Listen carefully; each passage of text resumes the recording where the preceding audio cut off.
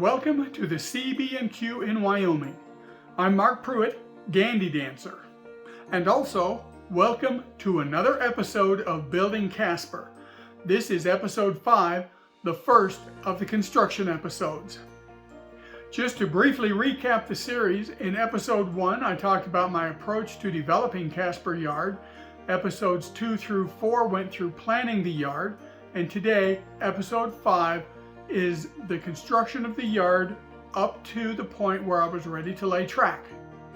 If you remember how Building Casper is presented, each time I get a new episode written and ready to go, I record it and post it. I'll continue to post them on YouTube until either Casper is essentially done or until everybody stops watching. There will be additional construction episodes posted periodically as I get further and further along with Casper Yard. Interspersed with the construction episodes will be simulation episodes in which I'll stage trains on the arrival, departure, and mainline tracks and thereby test out the various concepts of the yard and how it will operate once the layout is complete. Right now, Casper is completely standalone. It doesn't attach to anything. And finally will be the operations episodes, which will show up once I start operating the layout as a whole. So let's get started. If you watched previous episodes of the series, you already know that the current version of Casper Yard was started when I still lived in New Jersey, and I brought it with me when I moved to Wyoming. So we'll start in my basement in New Jersey. Before beginning construction, I decided to go with a variation of L-girder benchwork with track laid on 1.5 inch thick styrofoam. Building on a styrofoam subroad bed would be a first for me, and I was looking forward to learning some new construction techniques. The first thing to do was build some L-girders. That was easy enough. Standard old 1x4s with 1x2 top rails. The first 2 girders were constructed on May 24th, 2018. And that was it for construction for over a month. I had to do a few other things before erecting the first bit of benchwork, like laying out benchwork outlines on the floor and installing some new LED lights above the Casper area. The L-girders made nice little work table extensions when doing that last bit. But this episode isn't about basement infrastructure, it's about building Casper. So let's skate on past all that other stuff and stick with Casper. First, I attached the backdrop support rails, 1x2 furring strips, to the studs. The studs were already in place from my earlier layout when I lived in this house some years before. As I was now retired, I had lots of time, and since I wanted to do this layout right, I spent a few weeks planning out the benchwork under Casper. When move time came in late 2019, I was really glad I did. First, I planned out the L-girder benches under Casper. I decided on 3 of them, 2 with parallel L-girders, and the third under the engine terminal with one of the girders kicked out from the others at about a 22-degree angle. As the classification track sections were to be about 3 feet wide, I settled on a girder spacing of 24 inches. The first benchwork section, on the right, was planned for a convenient 8 feet long. The second section, the one in the middle, was 9 feet, and the third, with the cattywampus L-girder, would be 6.5 feet long. With the supporting benchwork designed, by the 2nd of July the first section was built and temporarily set in place. The legs were made from 1x3s because they were dirt cheap. 1x2s were used for cross bracing, pretty typical stuff. The first section was built per the plan, except for the use of 1x3s instead of 1x2s for legs. The second section followed closely on the heels of the first and was completed on July 4th. Here I deviated just a little bit from the plan in that I attached the second section to the first using pretty heavy gussets on the webs of the L-girder sections. That meant I could leave off the legs on that end of section 2. With the first 2 L-girder sections complete, I switched gears and began building the grid to go on top of the L-girders. This is where I deviated from standard L-girder construction techniques. Normal L-girder benchwork looks like this: cross members or joists, made from dimensional lumber, that's 1x3s or 1x4 pine usually, are screwed to the L-girder flange from underneath. There are no rails spanning between the ends of the joists, as there is in grid-type benchwork.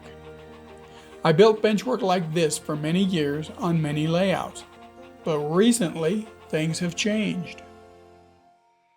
A few years ago, the price of select pine, a slightly better grade of wood than your typical framing lumber, went through the roof. It's jumped even more during the past year.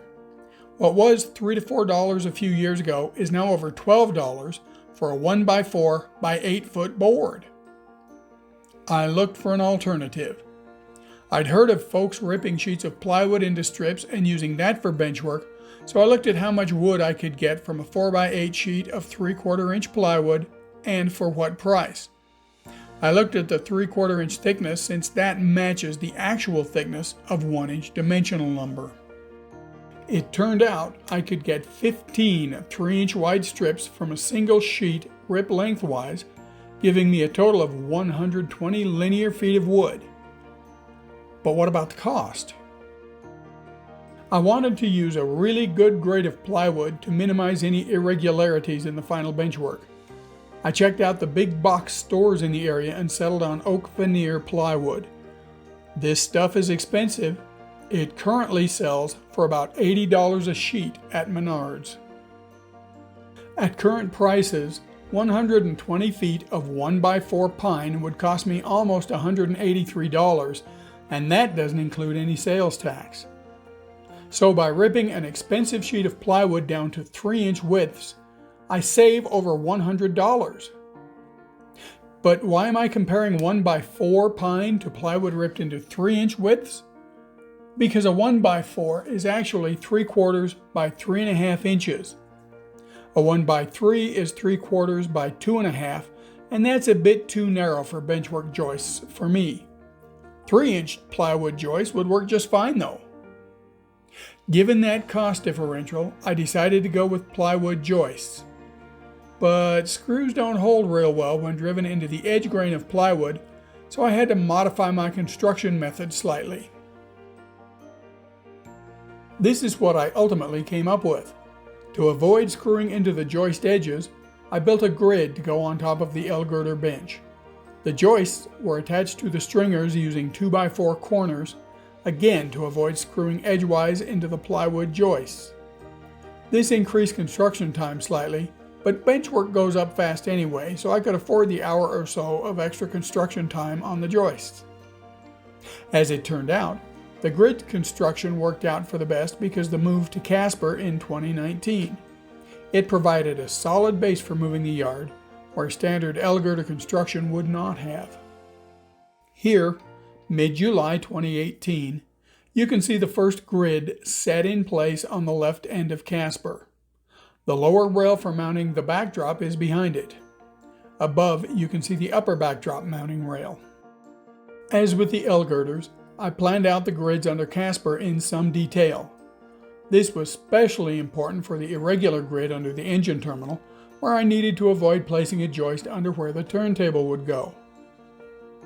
I adjusted the length of the center grid to be only 8 feet long, since that's the size of the plywood. The engine terminal grid was lengthened from 7 feet to 8 feet to compensate, so all 3 grids are 8 feet long. Very shortly after the first grid was placed on the L-girders, the second one was also placed. These grids were each 8 feet long and 3 feet wide. If you're thinking I could have foregone the L-girders completely and just gone with pure grid construction, you're probably right. But I didn't settle on the plywood strip grid construction until after the first 2 Casper L-girder benches were already built, so I just went ahead and built the grids to go on top of the L-girders. Standing where the engine terminal will go, we're sighting along the yard. The camera is at eye level. After looking at the benchwork from this perspective, I decided the tracks would be just a bit too high.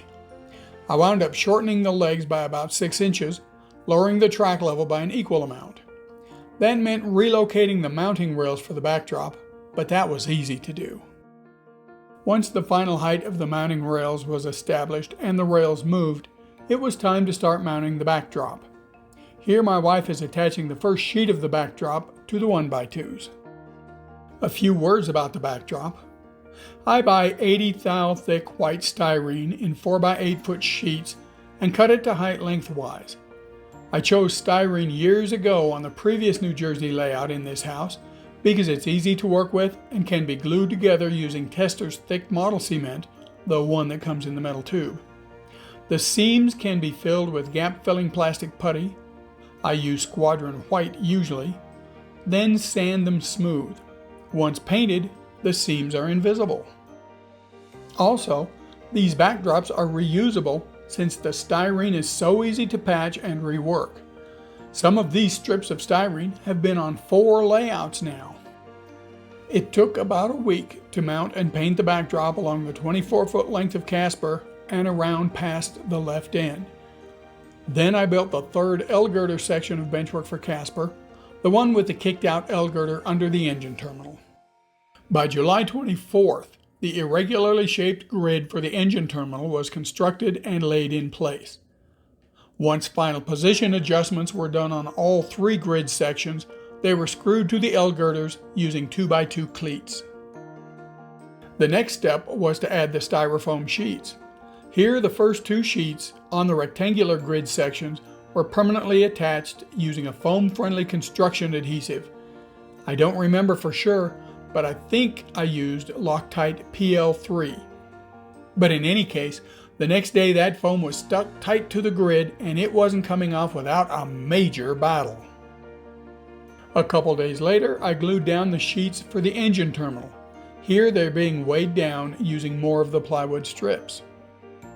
The next day, July 27th, I trimmed the engine terminal styrofoam to shape and laid out the big turnback curve where the main line would skirt the engine facility. I also marked out the center line of the main line along the front edge of Casper. I was ready to start putting down some roadbed and lay some track. And at this point, we'll call the benchwork done. And that completes this episode of Building Casper. In the next episode, we'll continue on with construction by putting down some cork roadbed and laying some track. Thanks for joining me. The next episode should be out sometime in the first half of July. Stay healthy, stay safe, have fun, and keep on railroading. I'll see you soon.